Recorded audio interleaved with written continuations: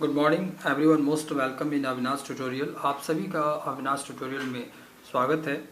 और जैसा कि आपने देखा भी होगा कि पिछला जो हमारा क्लास था वो प्रकाश के अपवर्तन के जो चिन्ह परिपाटी पे था, साइन कन्वेंशन पे था कि कब हमारा फोकस धनात्मक होगा, कब फोकस हमारा ऋणात्मक होगा।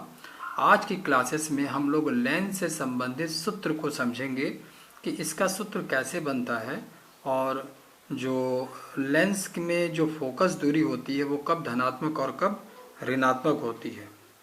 तो क्लास स्टार्ट करने से पहले हमने एक एग्जांपल लिया हुआ है। ये एग्जांपल हमने लिया है आपका अवतल जो लेंस है उससे लिया हुआ है।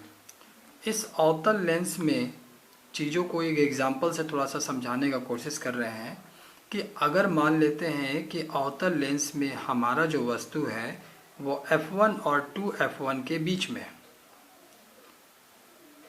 तो अवतल लेंस के सारे जो प्रतिबिंब हम वस्तु को कहाँ कहाँ रखें और उसके प्रतिबिंब कहाँ कहाँ बने, इस पर हमने पूरी एक क्लास ली है। तो उसी में से एक हमने पोजीशन ले लिया है कि जब हमारी वस्तु f1 और 2f1 के बीच में हो तो क्या होता है। तो हमने प्रतिबिंब बनाने के एक ही तरीका को समझाया पूरे क्लासेस में कि पहले आप एक जो है प्रकाश की किरण जो ले वो मुख्य अक्ष के पैरेलल लें।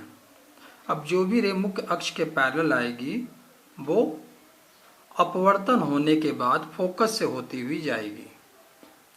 जो भी किरण मुख्य अक्ष के समानांतर होगी वो इस अवतल लेंस से अपवर्तन होने के बाद फोकस से होती हुई जाएगी।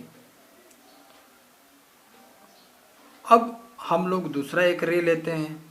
जो भी रे मुख्य केंद्र, ये क्या है आपके लेंस का मुख्य केंद्र है, जो भी रे मुख्य केंद्र पे आती है उसका अपवर्तन बिल्कुल नहीं होता है, वो अपने सीधी रेखा में निकल जाती है।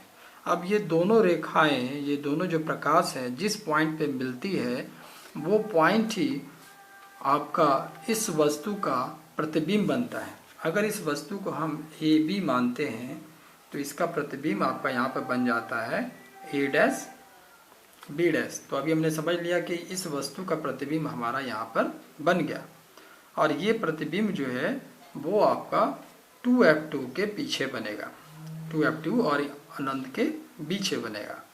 अब वस्तु से जो आपका मुख्य बिंदु है इसके बीच की दूरी को हम लोग वस्तु की दूरी कहते हैं। यहाँ पर वस्तु की दूरी कहते हैं। वस्तु से आपके मुख्य बिंदु से बीच की दूरी को हम लोग वस्तु की दूरी कहते हैं, जिसको कि u से दिखाते हैं। और मुख्य बिंदु से प्रतिबिंब के बीच की दूरी को, जैसा आप देख भी रहे हैं कि ये आपका मुख्य बिंदु है और यहाँ पर बी डैश पे प्रतिबिंब बन रहा है, तो मुख्य बिंदु से बी डैश के बीच की जो दूरी है वो दूरी हो जाती है हमारी प्रतिबिंब की दूरी। इसके बाद मुख्य बिंदु से फोकस के बीच की दूरी को हम लोग कहते हैं फोकस दूरी। मुख्य बिंदु से फोकस के बीच की दूरी को हम लोग कहते हैं फोकस दूरी। अब ये जो है आपका जो लेंस है, इस लेंस में फोकस आपका इधर दिखाते हैं तो दूसरे वाले लेंस में हम लोग फोकस जो है इसके दूसरे साइड में दिखाते हैं। और पिछले क्लासेस में हमने बताया भी था फोकस के बारे में कि कब ये फोकस धनात्मक होता है, कब ये फोकस आपका ऋणात्मक हो जाता है। तो अगर आप चीज़ों को देखें पिछले क्लास में, अगर आप उस चीज़ को रिपीट करें तो उत्तल लेंस में हमने 6 कंडीशन दिखाई थी और आपके अवतल लेंस में 2 कंडीशन दिखाई थी। तो ये जो है उत्तल लेंस है, तो उत्तल लेंस में जो फोकस आपका इधर बन रहा है और अवतल लेंस में फोकस आपका इधर बनता है। तो अवतल लेंस में जब फोकस इधर बनेगा तो ये जो f है हम लोग इसको इस साइड में दिखाएंगे, और जब वो कोई भी दूरी हो मूल बिंदु से इस साइड में होगी वो सारी दूरियां ऋणात्मक होंगी। जो भी दूरी मूल बिंदु से हम लोग इधर दिखाएंगे वो सारी दूरियां आपकी धनात्मक होंगी। तो यहाँ पर जो है आपका जो उत्तल लेंस है, तो उत्तल लेंस में ये जो फोकस है इस फोकस को हम लोग कहेंगे कि ये धनात्मक फोकस है।